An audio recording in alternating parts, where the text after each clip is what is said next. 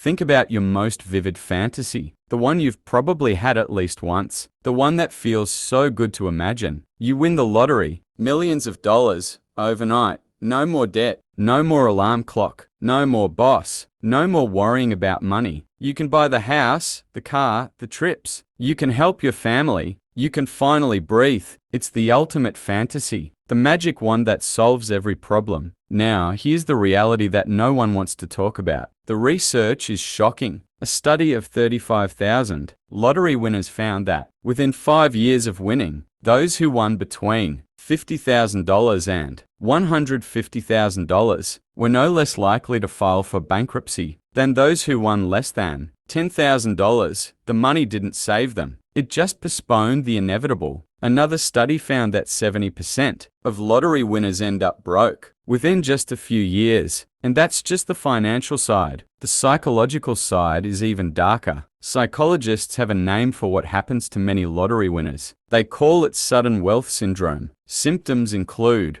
isolation from former relationships, paranoia about losing the money, crippling guilt and imposter syndrome, depression and anxiety, loss of identity, feeling like a guest in your own life. There are stories you won't believe. A woman who won $10 million gave most of it away and ended up working part-time to survive. A man who won the same amount spent it on parties, drugs, and bad investments, lost everything, and tragically took his own life. A couple who won $13 million blew it all and ended up in prison for tax fraud. Today, we're going to explore why this happens. Not to ruin your fantasy, but to understand something crucial about money, psychology, and human nature. Because here's the truth, if you can't manage $1,000, you probably can't manage $1 million either. The problem is not the amount of money. The problem is your relationship with money. And winning the lottery doesn't fix that relationship, it exposes it. Let's begin.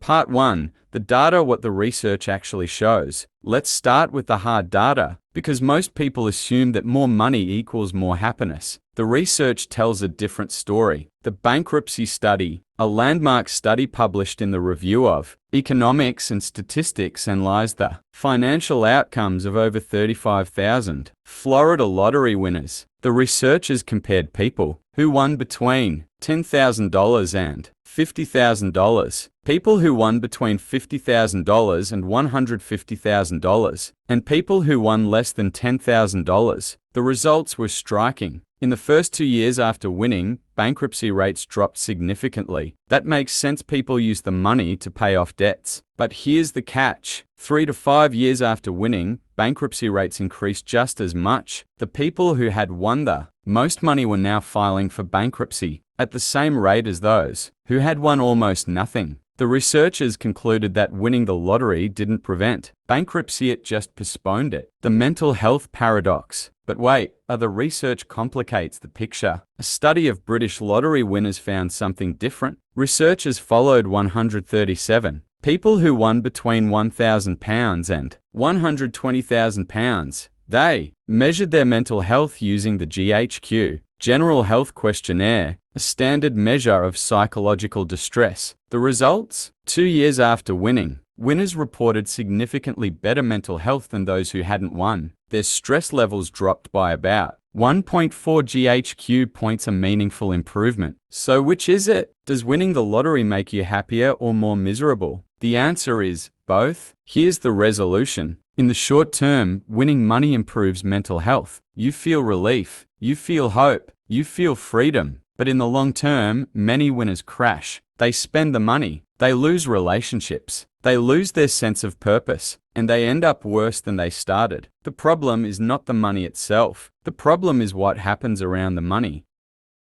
Part 2. The psychology sudden wealth syndrome. Psychologists have studied this phenomenon extensively. They call it sudden wealth syndrome. This is not an official clinical diagnosis, but it describes a real pattern of psychological distress that affects many people who come into large amounts of money quickly, not just lottery winners, but also inheritance recipients, crypto millionaires, and entrepreneurs who sell their companies. The core symptoms. 1. Isolation. Winning the lottery can be incredibly lonely. Friends and family start treating you differently. Some become jealous. Some become resentful. Some want your money. Some distance themselves because they can no longer relate to your lifestyle. One lottery winner described it this way: friends that she hadn't talked to in a long time came calling. It becomes impossible to tell who genuinely cares about you and who wants something from you. Many winners respond by isolating themselves. They pull away from relationships. They stop trusting people. And they end up alone with all the money in the world and no one to share it with. 2. Paranoia. The fear of losing the money can become obsessive. Some winners develop what psychologists call ticker shock, compulsively checking their accounts, terrified that the money will disappear. This paranoia is not irrational. Lottery winners are often targeted by scammers, thieves, and financial predators. One winner was robbed multiple times. Another was defrauded of nearly $500,000 by a fake financial advisor. But the paranoia can become debilitating. You stop enjoying the money because you're so afraid of losing it. 3. Guilt. This is perhaps the most surprising symptom. Many lottery winners feel guilty about their good fortune. They ask themselves, why me? I didn't earn this. Other people deserve it more. I'm not special. Psychologist Stephen Goldbart, who coined the term sudden wealth syndrome, compares this guilt to survivor guilt. You feel like you've done something wrong simply by being lucky. This guilt can lead to self-destructive behavior. Winners give money away impulsively. They make bad investments. They subconsciously sabotage themselves because they don't feel worthy of their wealth. 4. Identity crisis. Perhaps the deepest symptom is a loss of identity. One entrepreneur, after selling his company for millions, found himself wandering the streets of France late at night, asking himself, who am I now? For many people, their identity is tied to their work, their struggles, their aspirations. When money suddenly removes those struggles, they feel unmoored. They lose their sense of purpose. They feel like a guest in your own life. The fantasy says that money will make you more you. The reality is that money can make you forget who you are. Part 3. The real stories: what actually happens. Let's look at the real stories, because data is one thing. Human lives are another. Story number 1, Sharon Tarabasi, the giver. Sharon Tarabasi grew up in foster homes and shelters. As an adult, she struggled financially, living in a small apartment with her 3 children. In 2004, she won $10 million. She didn't waste time. She bought luxury cars: a yellow Hummer, a Mustang, a custom Cadillac Escalade with a license plate reading Babafat. She took lavish vacations. She gave her parents $1 million in cash. She gave her siblings another $1.75 million.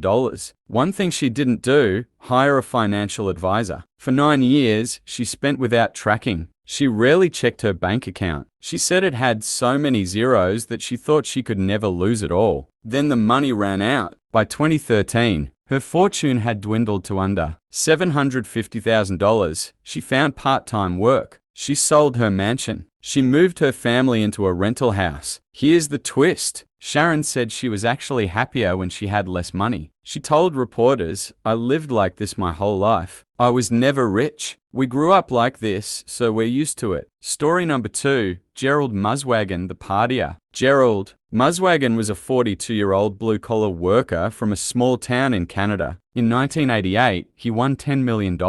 He threw parties. He bought luxury cars. He gave gifts to friends. Someone claimed he once purchased 8 big-screen TVs for his friends in a single day. He reportedly spent heavily on alcohol and drugs. He also tried to start a logging business. It failed. By 2000, his fortune was mostly gone. He was arrested for reckless driving, leading police on a high-speed chase at over 100 miles per hour. His wife passed away. He was arrested again, this time for sexual battery. He found work doing heavy labor on a farm. He sank into depression. In 2005, Gerald Muswagon took his own life. His cousin reflected, he didn't have the right people around him at the time, people who could have guided him. Story number 3, the Toths, the gamblers. Rhoda and Alex. Toth were down to their last $20. Alex was disabled and unable to work. Rhoda stayed home to raise their children. In 1990, they won $13 million. They bought muscle cars. They traveled by private jet. They stayed in a 1000 a night LAS Vegas penthouse for 3 months. But Alex had a gambling addiction. He blew through their fortune. The family declared bankruptcy in 2001 and 2002, and then things got worse. They hadn't paid taxes on their annual lottery checks. The government charged them with tax fraud for failing to pay $2.6 million. By the end, they were destitute, living in a squalid home, taking electricity from an extension cord hooked up to a car battery. Alex died of a heart attack at age 60. Rhoda was sentenced to 2 years in prison. Part 4. Why this happens: the psychology of money. So why does this happen? Why do so many lottery winners lose everything? The answer lies in psychology, not just bad luck. Mental accounting. The behavioral economist Richard Thaler, who won a Nobel Prize for his work, identified a phenomenon called mental accounting. Here's how it works. Your brain puts money into different accounts based on how you got it. Money you earn from work goes into the hard-earned account. You spend it carefully. You think twice before buying something expensive. Money you get as a bonus goes into the treat yourself account. You're more likely to spend it on something fun. But money you win from the lottery, gambling, or any windfall goes into the found money account. And money in that account feels practically free. You spend it without thinking. This is not rational. A dollar is a dollar, regardless of where it came from. But your brain doesn't treat them the same. This is why so many lottery winners blow through their winnings. They're not stupid. They're human. Their brains are wired to treat found money differently. The hedonic treadmill. Remember the hedonic treadmill we discussed in previous videos? The same principle applies here. The initial joy of winning is intense, but within months, you adapt. The new car becomes just your car. The new house becomes just your house. The new lifestyle becomes just your life. And then you need more. You chase the next purchase, the next thrill. But the treadmill never stops. You're running faster and faster, staying in the same place. Financial context. Financial planner Dave Fisher uses a term called financial context. Your financial context is the set of beliefs, attitudes, and stories you have about money shaped by your upbringing, your parents, your peers. Most people, Fisher argues, have a small financial context. They never feel they have enough. They believe that money is scarce and hard to get. They spend what they have because they don't believe it will last. When these people win the lottery, their financial context doesn't change. They still believe money is scarce. They still don't know how to manage it. So they spend it and end up back where they started. Fisher writes, have you ever noticed that most people tend to emulate the financial results of their parents and peers, regardless of their education, intelligence, effort, and even income? They fail to achieve financial success beyond what they know. Part 5. The social and relational toll. The financial losses are dramatic, but for many winners, the social and relational losses are even more painful. The end of genuine relationships. One winner, Heather Richard, claims her family won $80 million when she was a child. She says the publicity led to frightening consequences. People threatening to kidnap her, constant requests for money, messages from strangers on AOL. Today, she says she is estranged from her parents and lives paycheck to paycheck. She has also spoken openly about addiction issues. Another winner, Jack Whittaker, won $314.9 million in 2002, one of the largest single-ticket wins in history. He was robbed multiple times. Strangers constantly approached him for money. His marriage ended. His daughter and granddaughter died. He ended up wishing he had torn up the ticket. The rise of opportunists. When news of a win becomes public, the opportunists come out of the woodwork. Long-lost relatives reappear. Friends need money for emergencies. Charities request donations. Scammers offer investment opportunities. Psychologist Sandra Primiano explains that winners often become targets of financial exploitation by pretty much anyone, family, friends, and random strangers. Winners have to suddenly learn to distinguish genuine relationships from opportunistic ones. And that skill is not easy to develop overnight. The paranoia of others. Even when people aren't trying to exploit you, they may treat you differently. Some become jealous. Some become resentful. Some distance themselves because they feel uncomfortable with the wealth disparity. Willis Green, a money coach, describes how many winners feel like a guest in your own life. You no longer feel like you belong in your old relationships, but you haven't yet found new ones. Francesco Lombardo, a wealth coach, adds, people think, I'm part of the wealthiest percentage of society. Why should I feel this way? This guilt about guilt creates further isolation. Part 6. What winners should do. A practical guide. If you ever win the lottery or come into any significant windfall, here is what you should do. This advice comes from financial experts, psychologists, and survivors of sudden wealth. Step 1. Do nothing. Seriously. The first rule of sudden wealth: do nothing. Don't quit your job. Don't buy a car. Don't tell anyone. Don't make any major decisions for at least 6 months. Your brain is flooded with dopamine. You're not thinking clearly. The worst decisions are made in the first weeks after a win. Step 2. Assemble a team of advisors. Before you touch the money, hire a fee-only financial advisor, not someone who earns commissions, a tax accountant, an estate planning attorney. These professionals should work together to create a plan. Step 3. Claim anonymously if possible. In many jurisdictions, lottery winners can claim their prize anonymously through a trust or LLC. Do this. Publicity is dangerous. The fewer people who know, the safer you are. Step 4. Choose the annuity, not the lump sum. Most lotteries offer a choice. Take the money as a lump sum reduced by taxes and fees, or as an annuity over 20 to 30 years. Financial experts almost universally recommend the annuity. Why? Because it protects you from yourself. You can't blow the whole fortune in a year if it comes in annual installments. Step 5. Continue working. This sounds counterintuitive. You won the lottery, why keep working? But research shows that winners who quit their jobs often lose their sense of purpose and identity. Work provides structure, social connection, and meaning. You don't have to keep the same job, but find something to do with your time. Step 6. Set boundaries with friends and family. This is the hardest part. You need a clear policy for financial requests. Many advisors recommend routing all requests through your financial advisor or attorney so you don't have to be the bad guy. A policy like, I'm not lending money to anyone. My money is being professionally managed, and I don't have access to make gifts or loans. Step 7. Create a financial context before you spend. Before you buy anything, take time to understand your own relationship with money. What does money mean to you? What are your fears? What are your values? This internal work is more important than any investment strategy. Step 8. Find a therapist who specializes in wealth. Sudden wealth is a psychological event, not just a financial one. A therapist can help you navigate the identity shifts, the guilt, the paranoia, and the relationship changes.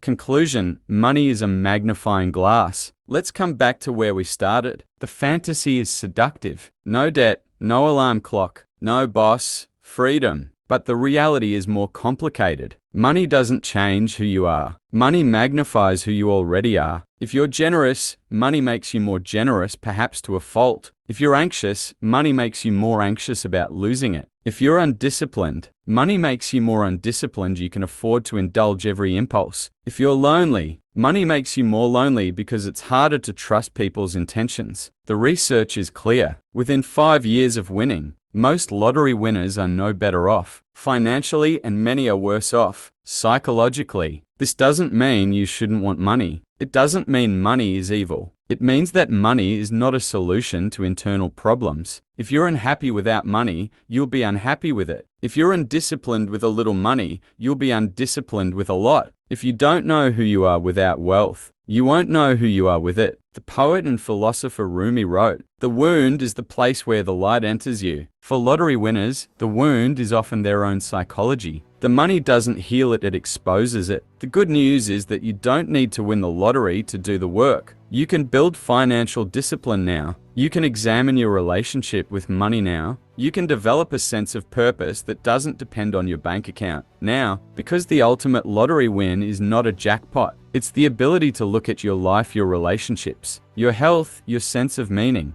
your peace of mind, and realize that you already have what you are chasing. Money can buy a house. It can't buy a home. Money can buy a bed. It can't buy sleep. Money can buy company. It can't buy connection. Money can buy a therapist. It can't buy healing. The people who win the lottery and stay happy, they're the ones who already knew how to be happy before they won. Build that foundation first. The rest is just numbers. Money is a magnifying glass. It doesn't change who you are, it shows you who you've always been. If this video opened your eyes, share it with someone who needs to understand that wealth is not the answer, it's just the beginning of new questions. Subscribe for more deep dives into psychology, money, and the art of living well. I'll see you in the next one.